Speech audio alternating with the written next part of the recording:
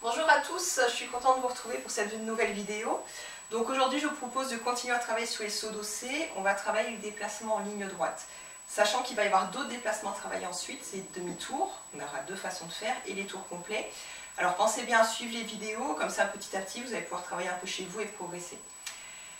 Il y a deux points importants quand on fait des déplacements en saut dossé. Le premier, c'est qu'on déplace toujours les deux pieds. D'accord? On l'a déjà vu en Giant-C. Je vous avais dit, quand on fait un déplacement en Giant-C, c'est d'abord on va chercher loin, ensuite on ramène. D'accord? En saut dossé, c'est la même chose. J'ai les deux pieds qui se déplacent. Simplement ici, je vais partir d'une position qui est plus basse, je vais chercher loin. Là, vous avez vu, la position est très longue. Et ensuite, je ramène le pied. Les deux pieds se déplacent à chaque fois. Le deuxième point important, c'est la hauteur. Souvent en saut dossé, vous avez tendance à faire monter, descendre. Alors c'est peut-être bien, ça travaille un peu la musculation, mais ce n'est pas l'objectif. L'objectif, c'est que je reste à la même hauteur. Ici, quand je me déplace, vous allez voir, ici, je ne fais pas monte, descend. Quand je me déplace, je pars d'ici, je fais juste avance, ramène. Je suis restée à peu près à la même hauteur. À aucun moment, je fais ce mouvement-là.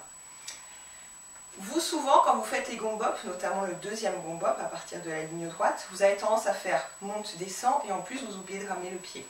Ça va ressembler à ça. Je vous montre de dos pour que vous voyez bien le pied arrière. Vous êtes là et vous faites ça. Ça, concrètement, c'est pas du saut dossé. Monter et descendre, et sans bouger le pied arrière, ça sert à rien.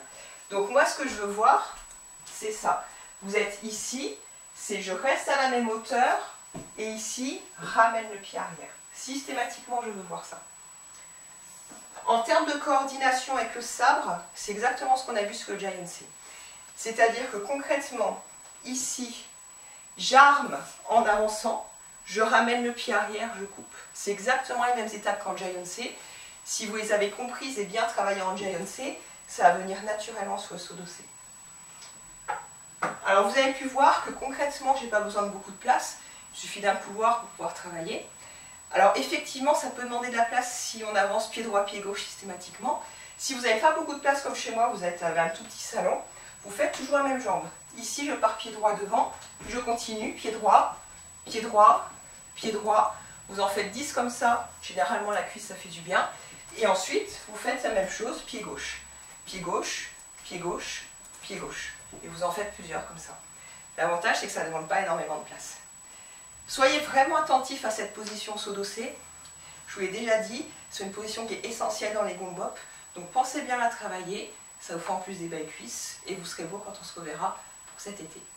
Bonne journée à tous!